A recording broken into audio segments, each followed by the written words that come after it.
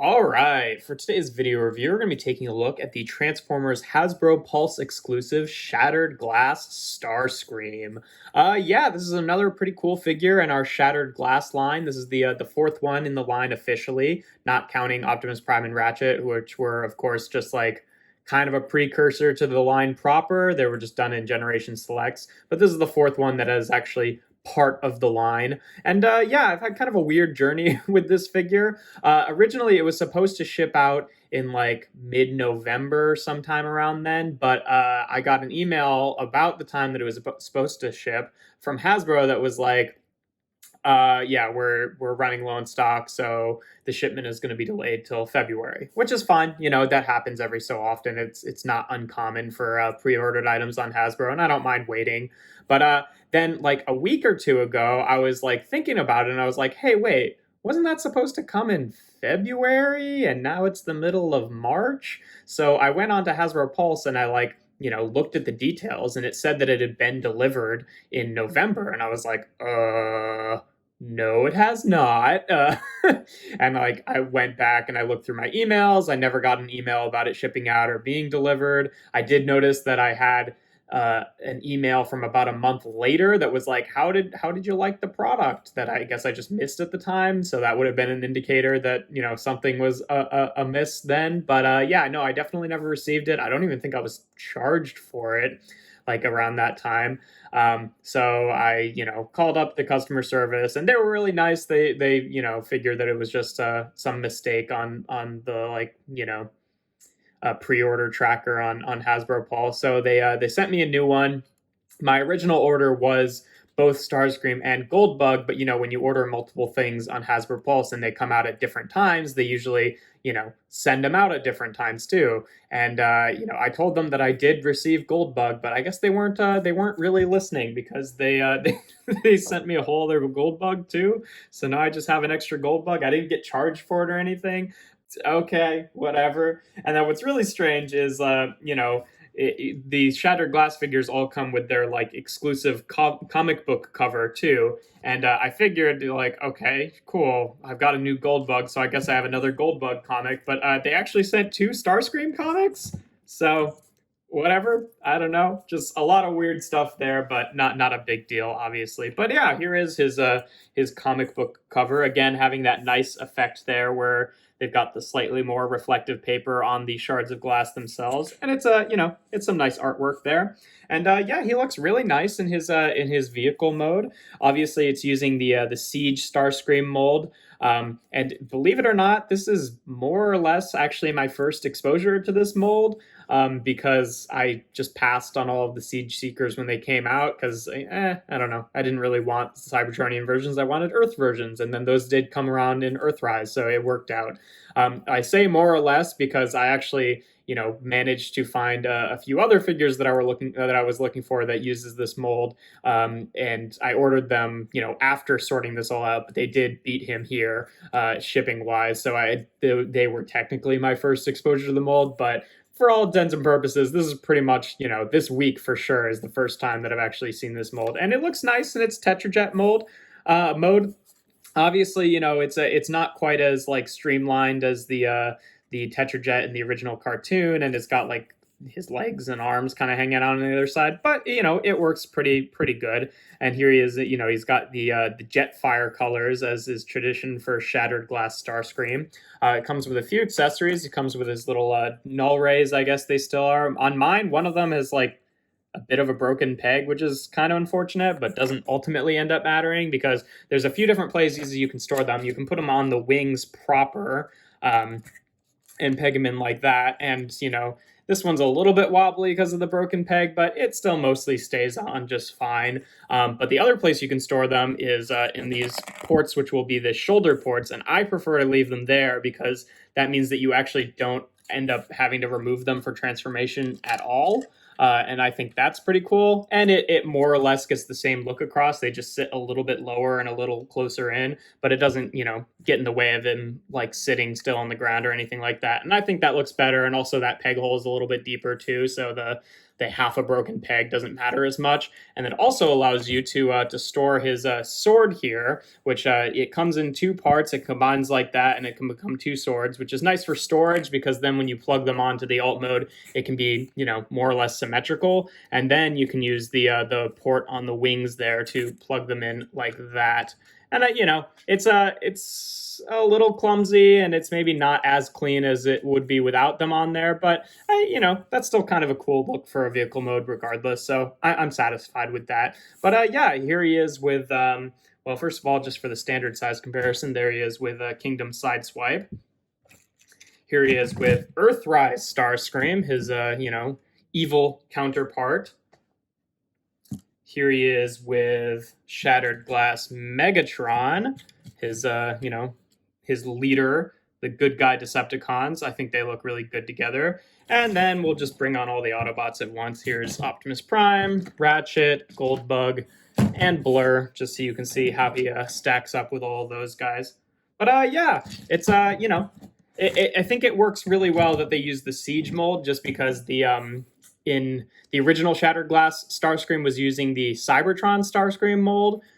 So it was a bit more, it wasn't like quite full on Tetrajet, but it was a bit more along that alley than, like, you know, if they had used the Earthrise Starscream mold. So I think it was a good choice overall. But yeah, to transform him, I mean, you can just kind of leave the weapons on like all the way through the transformation, but just for the sake of the video, so things aren't clattering into each other as much, I'll take them off and then put them back on. But in terms of how they store in robot mode, they end up in the exact same places, in the exact same orientation. So, you know, you can just leave them on all the way through.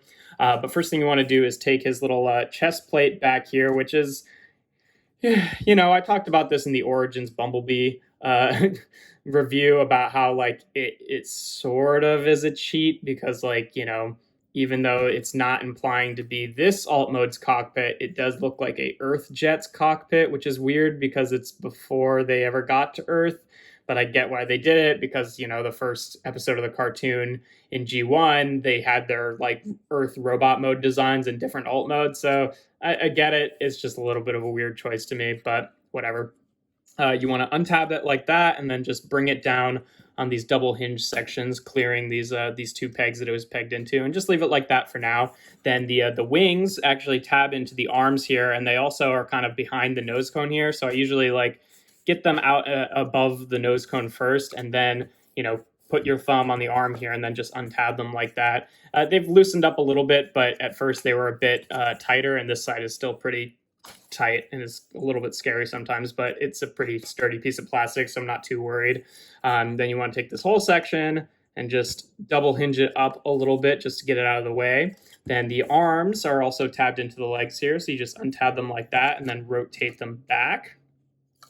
And then the legs themselves will rotate down just like this.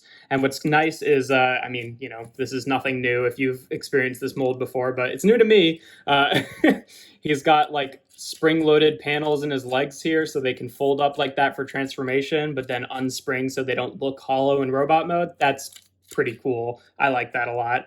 And then you want to rotate him around at the waist. Open up his toes and his heels on both of the feet there. For the arms here, they'll actually open up just like that, and then you extend them at the elbow here and then rotate down the fist and then close them back up. Kind of neat. It's a little, you know, sort of similar to how the Earthrise ones work, but a little bit different since the fists also end up on the inside, whereas they ended up on the outside of the Earthrise one. And then the chest plate here, you want to bring it down, and it'll kind of like half bring the head out with it when you do this, and then just tab that into place. Rotate the head up the rest of the way. He's got this little panel on the back of his head here that is tabbed into his head. You just want to untab that and kind of leave it out like that. Here, let me just adjust the camera a little bit. And then for the backpack here, you want to take the nose cone. This is like the one cool part of the transformation that I really like. You just split the nose cone down the center and rotate it up like this, and it'll end up being his little shoulder spike things that are usually like the vents from his jet mode. So that's pretty cool. And then you double hinge it back down. This panel kind of sits in between it, and it'll tab on to the back here you kind of have to do one at a time. And then you're supposed to take this piece here with the jets on it, and can be kind of tricky, and it's not totally worth it. But you're supposed to unpeg that and then bring it down like this, click it into place, and have it on his back.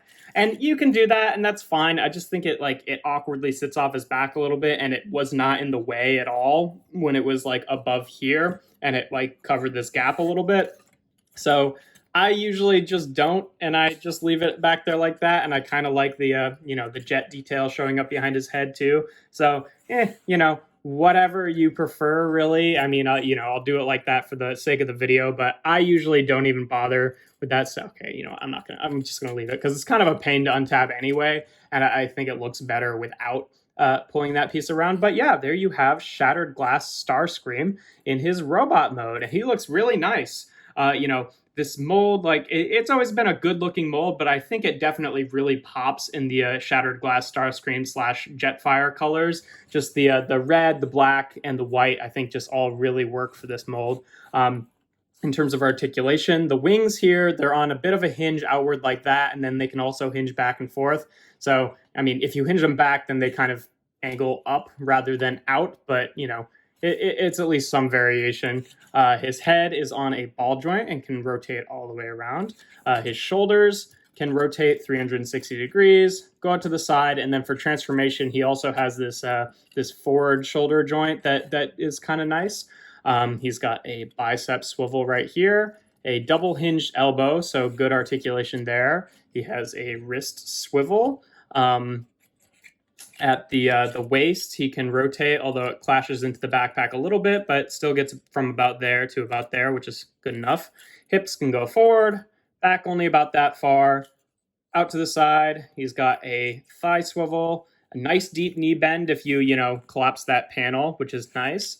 And then the feet can tilt forward, not really, well, a little bit back and out to the side. Just a little bit of ankle tilt, but still that forward and back is huge for having him, have nice dynamic poses. The one unappreciated joint, I think, is the forward tilt on the ankle, because that's whoa, jeez, my whole background is like falling down apart right now.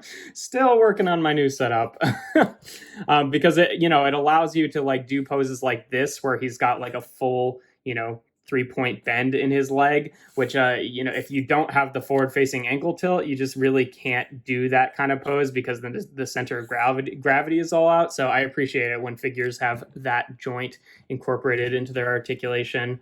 In terms of his weapons, obviously, like I said, you could just leave him on throughout the entire transformation, but you can put his guns back on his shoulders here where they ought to be. The sword, you can either have him hold it as like two separate swords, or what you can do is take this sword and tab it onto this one. You kind of have to rotate it around so the other handle is facing down, and tab them together for one big sword. You kind of have to like hold it further down on the handle too, because his fingers don't fit in between the handles, but I think that looks really cool. And then for storage, you can either as one sword just peg it on right here, which is kind of where it was in jet mode, or what I like to do is make it symmetrical and just peg the separate sides onto his wings there. And I think that works well enough for weapon storage, especially for this guy, to give him kind of a different look than other Starscreams that we have. And speaking of other Starscream designs, here he is again with Earthrise Starscream in robot mode, just so you can see some differences there. Definitely, Starscream's more of a gray, whereas Shattered Glass Starscream is more of a white, kind of following that whole Jetfire color scheme motif. Just for the standard one, here he is again with Kingdom Sideswipe. Here he is again with Shattered Glass Megatron. I really like their dynamic in the comic. I just think it's a really kind of sweet relationship that the two of them have. And here he is again with, let's do Blur and Optimus and Goldbug and Ratchet for all his Autobot enemies. And I like the Shattered Glass figures so far. I think they're all pretty good. In terms of the Shattered Glass line proper, they all feel pretty good. The only one that really feels like a bit of a downgrade compared to the original figure, like joints wise, is Blur. He's got some questionable joints, but the rest of them feel pretty much on par. I'm excited. I hope that they do more of these guys, like release another wave of Shattered Glass figures. Uh, you know, I'm still sort of salty about the fact that, like, in the first wave, I mean, well, we had Optimus and Ratchet as like the first two, right? So that's already two Autobots, and then we got Blur, Jetfire and Goldbug. So that's five Autobots to two Decepticons. So I hope we get more Decepticons. I mean, the only one I really feel like I need to like complete my Shattered Glass Decepticons would be a Soundwave. If I had those three, I'd be satisfied. But it'd be nice to get more Decepticons to go up against the Shattered Glass Autobots. But yeah, I hope we get more of these guys because they're pretty fun. But yeah, that's pretty much all there is to say about this guy. If you enjoy my videos, make sure to leave a like and consider subscribing. I do reviews every Tuesday, Thursday, and Sunday. And without further ado, here we have Transformers Hasbro Pulse exclusive Shattered Glass Starscream.